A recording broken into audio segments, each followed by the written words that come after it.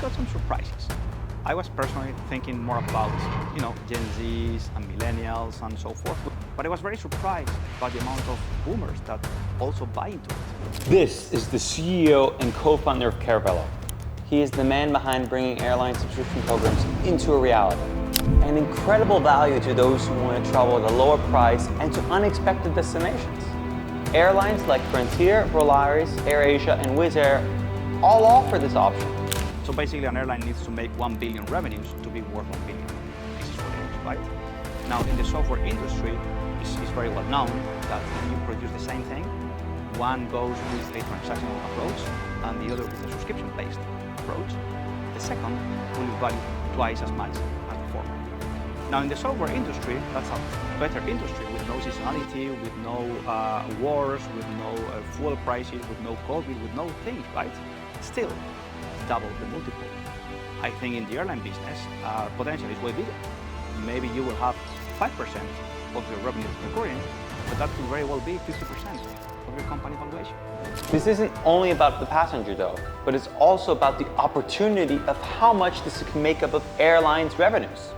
How did this all get started though, and what are some different ways that airlines have tried to diversify their revenue streams? What is the future of this to reduce cost, permit people to travel more often? To give you a little background information, in the United States, the airline industry was regulated from 1938 to 1978 for 40 years by a government agency called the Civil Aeronautics Board, the CAB. The CAB dictated pretty much what any airline could do. David Stringer is an aviation history editor at AIRWAYS magazine. In 1966, the Civil Aeronautics Board allowed these companies to start offering inclusive tour charters, ITCs, which meant that you could package together for the members of your affinity group. So this led to entrepreneurs starting air travel clubs. They said, okay, since companies are now allowed to create these inclusive tour packages, we'll form a club, we'll buy our own airplane, we'll hire a crew, and we will get members to join this club. So a member would pay an initiation fee or an annual dues, and then they would become a member of the club. So now they're a part of an affinity group. All the members of the club form an affinity group, and these air travel clubs would offer discounted junkets, a junket to Las Vegas over a weekend. So they'd leave on Friday from Detroit, go to Las Vegas, return on Sunday. Not only that, but regional airlines had another subscription-like platform at the time. There was an airline called TAG Airlines that flew exclusively between Detroit and Cleveland, which at the time were two big manufacturing centers. Detroit made cars, Cleveland made everything else. They would offer, a booklet. If you flew regularly, like every week between Detroit and Cleveland, you could buy a 10 coupon book, 10 allowing you to make 10 trips at a reduced rate, maybe 25% off the full fare. That was probably the closest thing to a subscription that I can think of, that and the air travel clubs that existed before what we're talking about today. The introduction of Airpass by American Airlines in 1981 was a reiteration of the subscription-based model, but at a much higher price point. American needed cash in the early 80s. Adam Thompson is the president at Lagniappe Aviation. At the time, they charged $250,000 to buy an Airpass. They sold 66 of them. They reopened it in the early 90s at, I believe, 500,000, sold just a handful, and then opened it one more time in the Neiman Marcus catalog for $3 million and sold none. Airpass was unlimited flights. Anywhere in the American Airlines system, guaranteed on a full fare economy basis with the ability to upgrade into first class. I think now the time is totally different. I think the technology that it's available, people like Caravelo, of course, as well as the consumer behavior has evolved a lot. The industry has always fantasized a bit with the concept of subscriptions, unlimited travel, you name it, right? And there were even some attempts being done that didn't quite work out for a number of reasons, right? I think American Airlines tried something, then there was this surfer and other attempts, right? But for one reason or another, they were kind of like, nice try, but they didn't break through. What are the endless possibilities of this though? Listen, if I was to fill up all my planes at a flat price, the average fare will be lower, right? Because right now we are flying planes with, some empty seats. Part of what we do is we help airlines fill up those seats, right?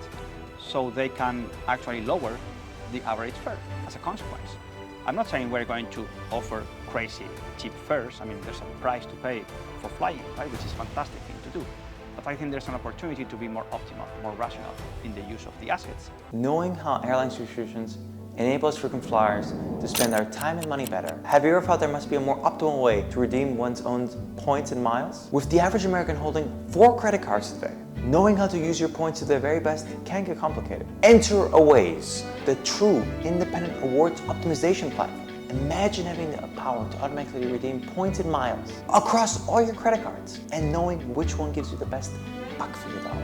You no longer have to keep multiple tabs open to compare which card is better to use for your trip. Instead, you can find it all in one page, an effortless way to optimize your spending and enjoy the perks you've earned without the hassle. It's a game changer for savvy spenders and frequent travelers. It provides you the best insight, whether it's a hotel booking or upcoming flight. Experience a new level of financial empowerment. With AIRWAYS, you're not just earning points, you're making them work for you. Not only does it save you money on hotels, but AIRWAYS just launched this flight option for only $12.49 a month.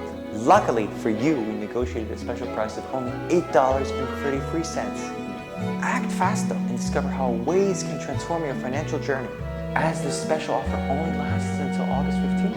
Stay tuned as exciting developments are on the horizon, that their benefits may be already integrated with your current credit card program. Start maximizing your rewards today with AIRWAYS and make every point and mile count. Your optimized financial journey begins here. Thank you, AIRWAYS by Odin, for sponsoring our work.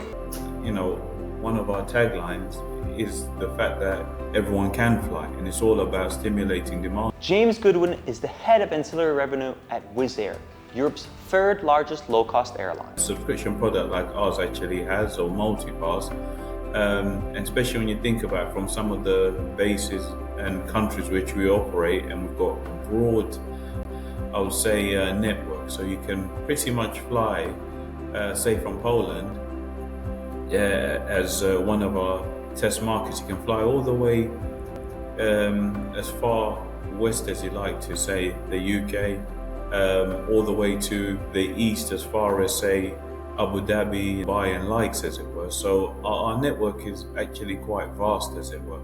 So for us, and the whole idea of people being the better versions of themselves by being able to travel is actually giving them the opportunity to travel more at a fare, should I say, that they can actually afford. And that's the whole point of subscription. So can all airlines really offer a subscription program though? So I think, if you're not really growing and you're not really adding too much to your route network, as it were, you're theoretically just displacing customers you already have on the same routes that you've always flown, as it were.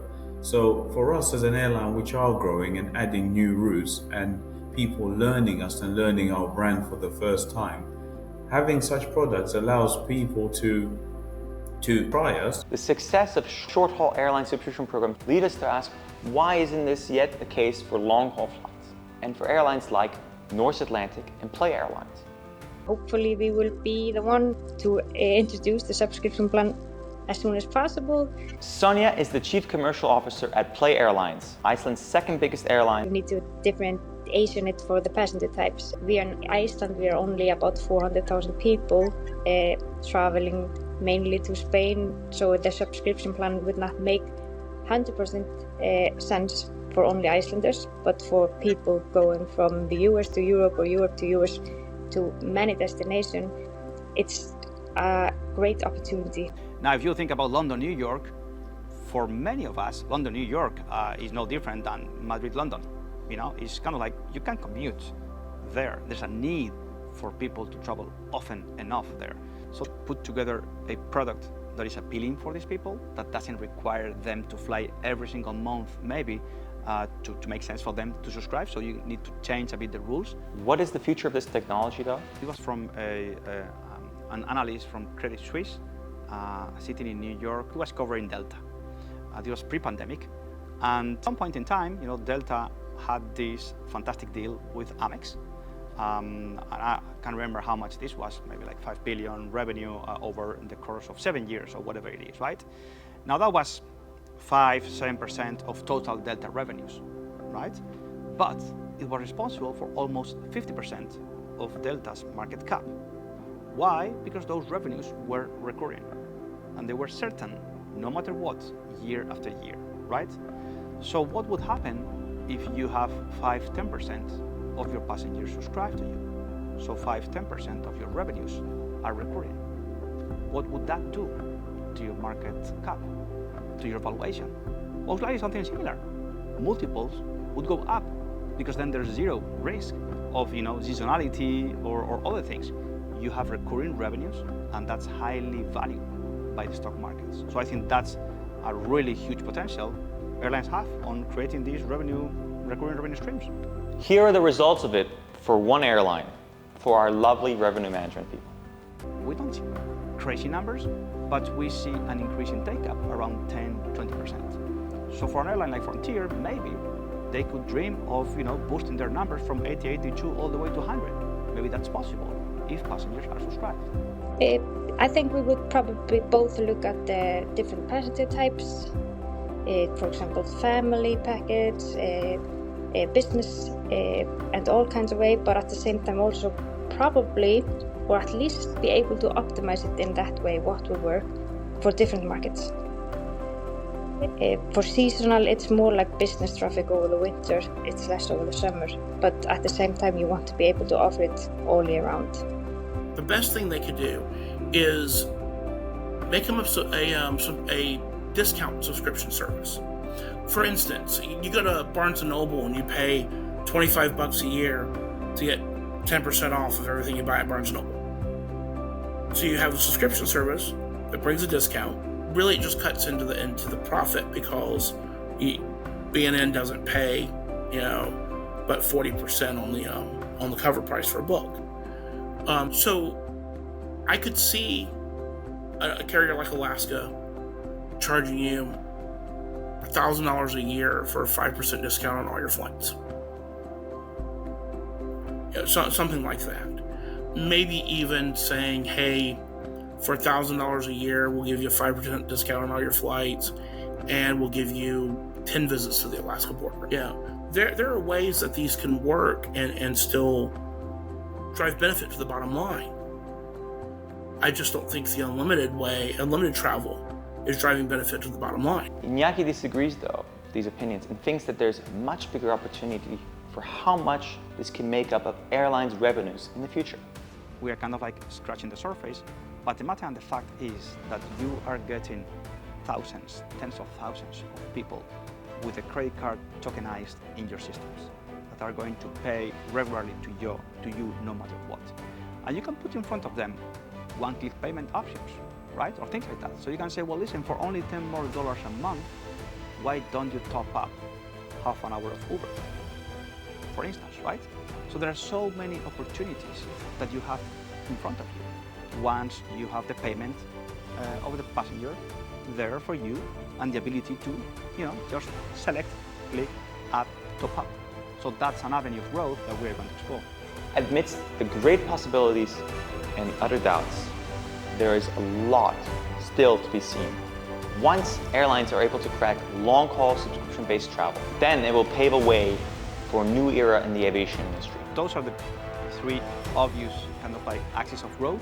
One is going from the leisure segment into more the business, which actually is the bigger demand there, right? The second is going from short, medium haul into the long haul as well. And the third is going from flight-only product to more a full travel spectrum. Subscribe to your travel needs, not just to your flight needs.